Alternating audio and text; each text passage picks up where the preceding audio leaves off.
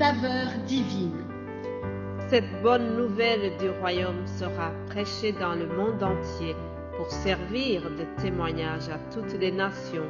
Alors viendra la fin. Ce pain céleste vous est présenté par Immaculée Niraneza. La paix de Christ est à vous, très chers amis, frères et sœurs qui écoutent l'émission Saveur divine. J'espère que vous allez bien là où vous vous trouvez. Bénissons ensemble l'Éternel qui nous donne le nouveau jour. Nous arrivons déjà vendredi, notre semaine touche à la fin et je bénis le Seigneur pour tout ce que nous avons pu partager. J'espère que vous êtes édifiés. En tout cas, moi qui vous partage ces paroles, ça me rend forte et ça m'édifie chaque jour. Je prie que ça soit de la même manière pour toi qui m'écoutes.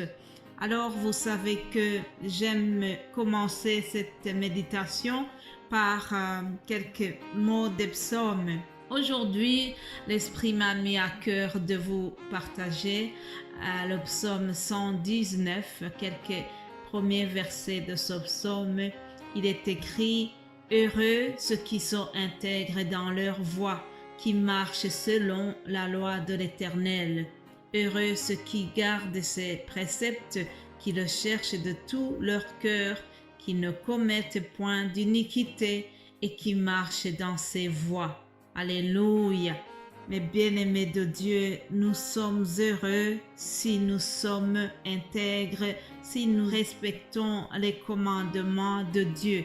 La Bible vient de nous dire que heureux ceux qui marchent selon la loi de l'Éternel.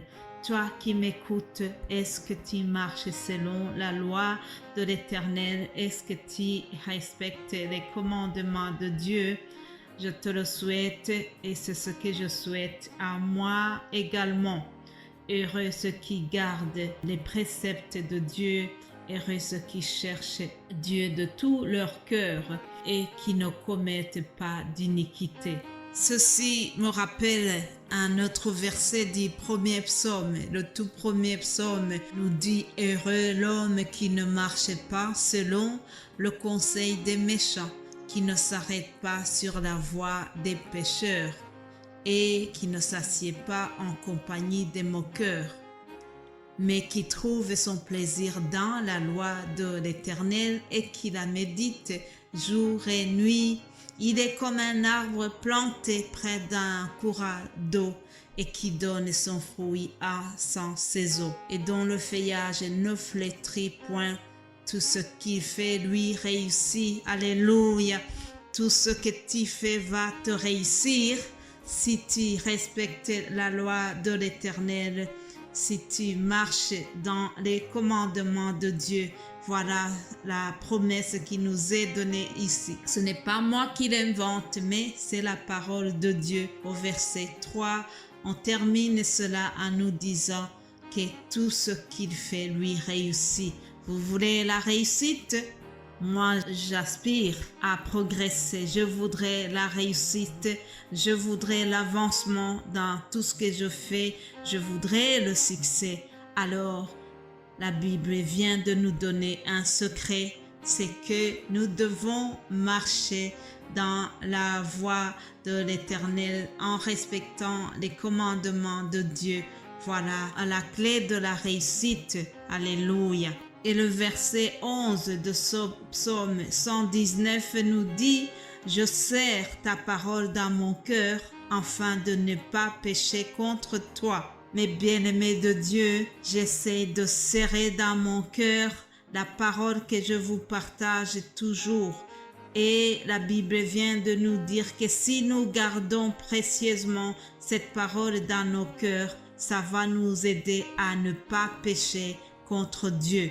Voilà mon souhait pour vous, chers amis. Serrons la parole de Dieu dans notre cœur et que cette parole soit vraiment une lumière pour notre vie de tous les jours.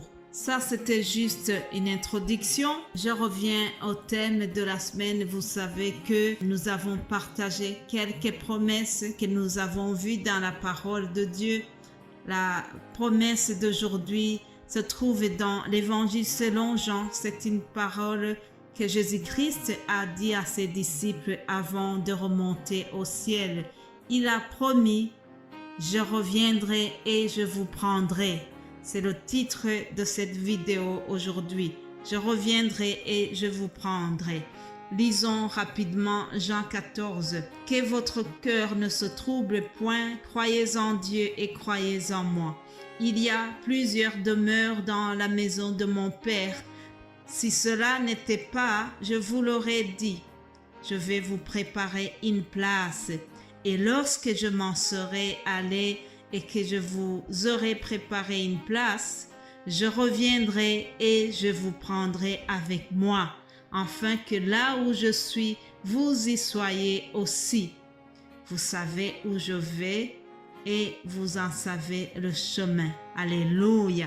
Jésus-Christ de Nazareth, le Fils de Dieu, a vécu beaucoup de moments intenses avec le disciple. Il a fait des miracles, il a guéri les malades, il a vécu avec eux physiquement, mais tout le long des 3 années qu'il a passées avec eux, il leur disait qu'il va un jour les quitter pour retourner auprès du Père Céleste. Alors, il a voulu les rassurer dans ce chapitre. Il leur dit, « Lorsque je serai parti, que votre cœur ne se trouble point. Ne vous inquiétez pas quand vous me verrez parti. » Autrement dit, il est en train de les préparer à son départ et il leur demande de ne pas s'inquiéter.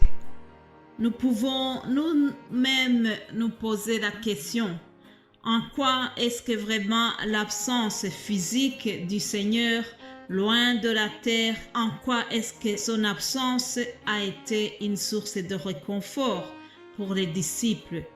Est-ce vraiment avantageux qu'il soit loin de ses disciples? Est-ce vraiment avantageux qu'il soit parti loin de nous?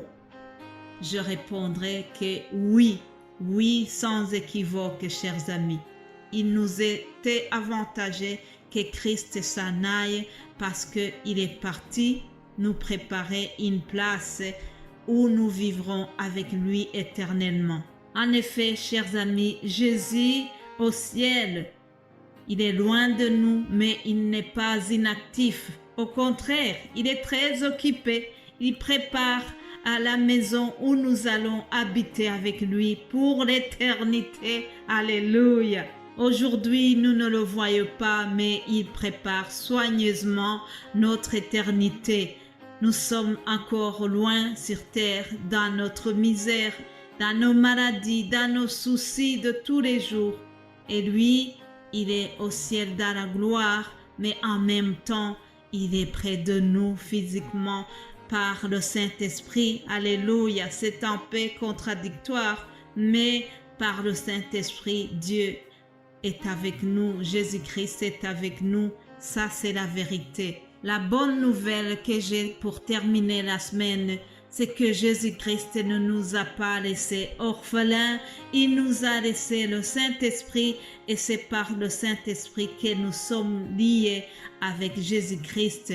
Mon plus grand souhait pour vous et moi, c'est que lorsque Jésus-Christ reviendra, qu'il nous trouve prêts et qu'il n'y ait aucun reproche à nous faire, enfin qu'il puisse nous prendre avec lui, puisqu'il l'a promis. Il a dit, je reviendrai et je vous prendrai. Alléluia. Pour que Jésus nous prenne, nous devons serrer sa parole dans notre cœur, comme nous l'avons vu dans le psaume. Nous devons rester intègres dans nos actions. Nous devons respecter les préceptes et les commandements de Dieu. Voilà, chers amis, c'est ce que je vous souhaite.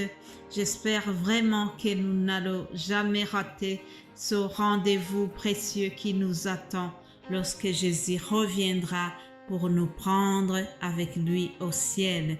Je vous le souhaite et c'est mon souhait aussi. Que Dieu vous bénisse abondamment.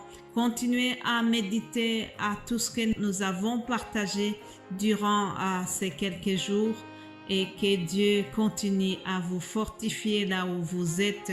Que le Saint-Esprit vous explique mieux ce que moi j'ai pu vous partager.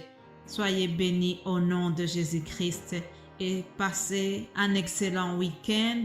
Nous allons nous retrouver lundi par la grâce divine. Amen. Amen.